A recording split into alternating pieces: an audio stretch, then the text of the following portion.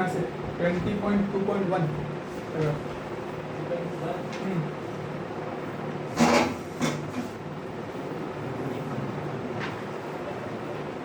निकालें। चलो each actin filament, अपन यहाँ तक थोड़ा पढ़ लेते हैं, डबल से पढ़ लेते हैं एक मतलब। Each actin filament is made up of 2F filamentous actins helically bound to each other, ठीक है। तो ईच एक्टिन फिलामेंट यानी दोनों जो एक्टिन फिलामेंट थे वो कैसे है बोलते हैं, हाँ उसको एफेक्टिन बोलते हैं। एक को क्या बोलेंगे उसमें से एफेक्टिन, और हेलिकली बाउंड है और वो पूरा मिलाकर क्या बन रहा है अपना एक्टिन बन। अब वो जो एक धागा है ना, एक धागा जो एक्टिन का वो किससे बना है, हाँ यानी ग्लोबुलर एक्टिन। ये क्या रहता है, जी एक्टिन बोलते हैं उसको, जी एक्टिन यानी ग्लोबुलर एक्टिन। अब ऐसे कई सारे जी एक्टिन मिल जाएंगे तो क्या बोलेंगे आपको, एफ एक्टिन। तो ये क्या होगा पूरा बोले तो एफ, हाँ फिलामेंटस एक्टिन, ठीक है। अब ऐसे दो फिलामेंटस एक्टिन हेलिकली बाउंड कर जाएंगे तो क्या बन जाएंगे आपको एक्टिन, यानी ऐसा है इस तरीके से ना, यहाँ पर ग्लोबुलर एक्टिन ऐसे बाउंड करेंगे हेलिकली, ठीक है। आई समझ में, चलो ये तो समझ में आ गया था अपने।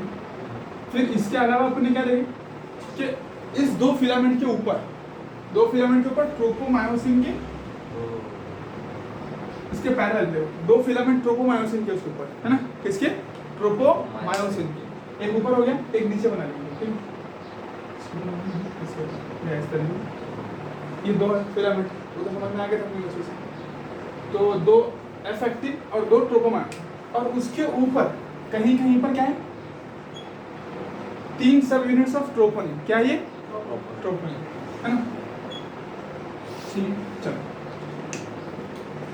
Each F actin is polymer of monomeric G globular actins, ठीक है। Each F actin is polymer of globular actins, ये तो बार बार होगी बात। 2 filament of another protein tropomyosin also run close to the F actins, also run close to the F actin, यानी F actin के साथ में कौन चल रहा है, ट्रोपोमायोसिन। एनसीईआरटी के अकॉर्डिंग अगर तुम देखें तो F actin के साथ में क्लोज में कौन है, ट्रोपोमायोसिन, और ट्रोपोमायोसिन के ऊपर फिर कौन है, ट्रोपोनिन, अकॉर्डिंग टू एनसीईआरटी। वैसा ऐसा कुछ स्पेसिफिक नहीं है ना, क्योंकि उसने क्या बोला कि देखो ट्रोपोमायोसिन की बाइंडिंग साइट को किसने छुपाया, इसने, फिर उसके ऊपर ये है। लेकिन एनसीईआरटी क्या बोलती है, देखो ट्रोपोमायोसिन और runs close to the F actins throughout its length, पूरी लेंथ में जहाँ तक के वहाँ तक के, ठीक है। A complex protein troponin is distributed as at regular intervals on the tropomyosin, यानी एक कॉम्प्लेक्स प्रोटीन जिसके ना 3 सब यूनिट रहते हैं, वो डिस्ट्रीब्यूटेड है ना, तो जगह जगह पर ऐसे 3 सब यूनिट की फॉर्म में वो प्रेजेंट है। ऑन कहाँ पर बोला उसने, ट्रोपोमायोसिन के ऊपर। इन द रेस्टिंग स्टेट, देखो कौन सी स्टेट में, रेस्टिंग, यानी जब मसल कॉन्ट्रैक्शन नहीं हो रहा है, तो फॉर एग्जांपल अपन नॉर्मल खड़े हुए हैं या फिर ऐसे हाथ है अपना ना, रेस्टिंग स्टेट में। इन द रेस्टिंग स्टेट अ सब यूनिट ऑफ ट्रोपोनिन, किसका सब यूनिट, ट्रोपोनिन, यानी ये वाली इसकी बात कर रहे हो।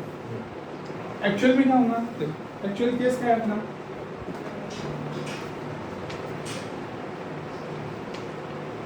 एक्चुअल क्या केस देखो, ये अपना अगर एक्टिन फिलामेंट, ठीक है, तो ये एक्टिव बाइंडिंग साइट है, तो उसके इस तरीके से अगर ये पूरे एक्टिन है, ये उनकी एक्टिव बाइंडिंग साइट है, ठीक है। ये ग्लोबुलर है पूरे सा गोल, समझ लें, ठीक है। इसको ऐसा गोल बना के फिर यहाँ से इसको ऐसा कर दिया, ठीक है। तो ये क्या बन गई उसकी एक्टिव बाइंडिंग साइट, ठीक है। तो रेस्टिंग स्टेट में क्या है, ये ऐसे एक्टिंग है और इनके ऊपर अपना मायोसिन फिलामेंट प्रेजेंट है, क्या है, ट्रोपोमायोसिन, मायोसिन नहीं, ट्रोपोमायोसिन फिलामेंट इनके ऊपर, और इसके ऊपर फिर अपना एनसीईआरटी के अकॉर्डिंग देखे तो ट्रोपोनिन।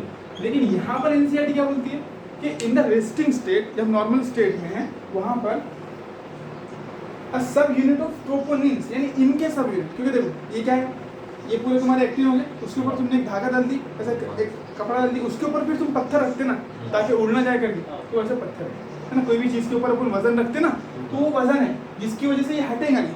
देखो इसको हटने के लिए कौन लो, चलो अपन भूल भी रहे कि एक्टिन की जो एक्टिव बाइंडिंग साइट है वो ट्रोपोमायोसिन कवर कर रहा है, बात सही है, इसमें कोई दो राय नहीं।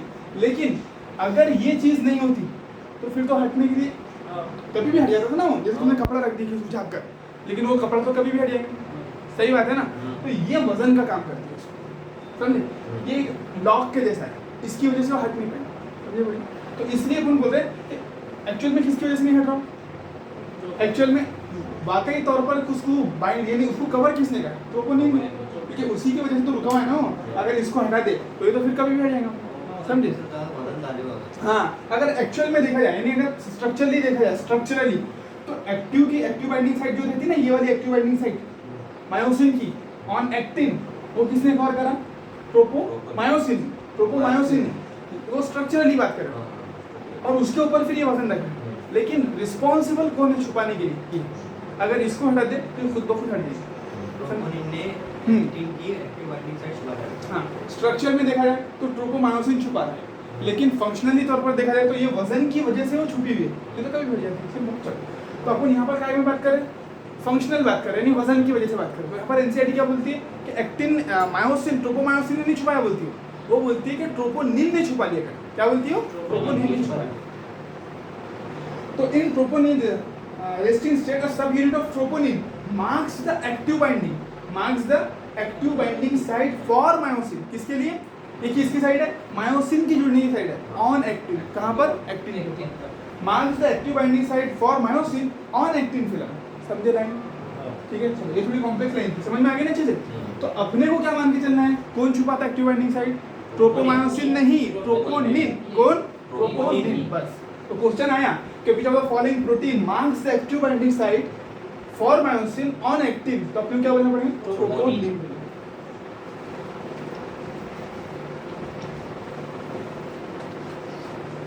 चलो बढ़िया। अब देखो each myosin thick, अब मायोसिन फिलामेंट कैसा रहता है तुम्हारा? थिक रहता है, जाड़ा रहता है ना? each myosin thick filament, दूसरा नाम क्या है उसका? मायोसिन का थिक फिलामेंट। और क्या बोल सकते हो उसको? हाँ, डार्क। देखो डार्क बैंड में सिर्फ मायोसिन नहीं, डार्क बैंड एक अलग चीज होगी। मायोसिन, हाँ, डार्क जो बैंड है ना आपका डार्क बैंड, वो मायोसिन की वजह से ही है, लेकिन वो पूरा ए बैंड को डार्क बैंड बोलते हैं ना अपन।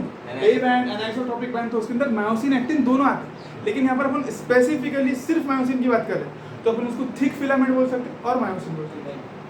ए बैंड सिर्फ मायोसिन को ए बैंड नहीं बोल सकते। हाँ, ए बैंड के अंदर सिर्फ ए बैंड कैसा रहता है अपना? ये तुम्हारे रेथिन हो गए, यहाँ से चालू है, अगर थिन फिलामेंट इतना, ठीक है, कुछ यहाँ तक के थिन फिलामेंट आया, इधर से भी थिन फिलामेंट आया और ये भी थिन, ठीक है, तो यहाँ से यहाँ तक का ठीक रहता है। तो ये पूरा ए बैंड, तो क्या सिर्फ मैं ए बैंड को मायोसिन ही बोल दूंगी? ये तो ये है ना, वो डार्क बैंड और ए बैंड जो भी बोल सकते हो, ये पूरा बैंड होगा ना उसके अंदर, तो उसमें थिन भी आ रहे और थिक भी आ रहा है।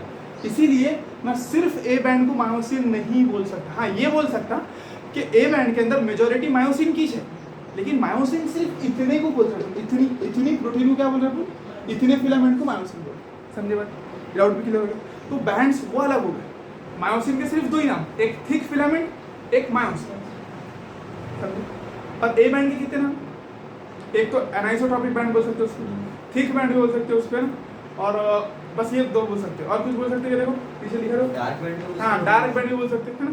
Dark band, A band, anisotropic band, तीन नाम है। ए बैंड को डार्क बैंड बोलते हैं। बिल्कुल, डार्क बैंड। और एनाइसोट्रॉपिक बैंड पूरा नाम है उसका एनाइसोट्रॉपिक बैंड, वैसा डार्क बैंड बोल सकते हैं। और बस लाइट बैंड किसको बोलेंगे? I band. जो डार्क बैंड है, हाँ, तो जैसे लाइट जो है वो सब कवर कर रहा है ना, डार्क हो जा रहा है मतलब। हाँ, उसके अंदर से, हाँ, नहीं उसका अपीयरेंस नहीं, ये थोड़ी जाड़ी प्रोटीन है ना, जाड़ी एकदम। देखो पतला पतला धागे रहे तो तुमको नजर ही नहीं आएंगे, एकदम बारीक अगर तार जैसे अपनी है। देखो अब ये इन्वायरमेंट है अपना, तो इसके अंदर भी क्या बहुत सारे पार्टिकल जैसे चलते नहीं है, तो जब रोशनी पड़ती है तुमको नजर आते हो पार्टिकल, लेकिन एट प्रेजेंट नजर आ रही है अपनी नहीं है, क्योंकि इतने पतले और इतने बारीक नजर नहीं आती। लेकिन मैं इसे मोटी उंगली रख दूँ तो उंगली तो नजर आएगी ना, क्यों? क्योंकि डार्क थी अपनी, तो डार्क चीजें नजर आती है अपने एक्सरे में, और वो लाइट इतना लाइट रहता है वो नजर नहीं आता एक्सरे। ये जो काली और ब्लैक और व्हाइट डायग्राम दी वो किसकी है? वो एक्सरे की डायग्राम है। जब एक्सरे में अपन ने देखे मसल को तो कुछ इस तरीके के बैंड नजर आए। देखो इसमें डायग्रामेटिक रिप्रेजेंटेशन, सर उसने बोला नहीं कि भाई किस चीज की डायग्राम है करके, तो उतना बोलिए उसने कि ये, लेकिन एक्चुअल में तुम खुद ही देख के समझ रहे हो ये एक्सरे डायग्राम। तो एक्सरे के अंदर जो डार्क बैंड थे वो तो नजर आए अपने को, लेकिन लाइट बैंड नजर नहीं आए, है ना? समझे भाई? चलो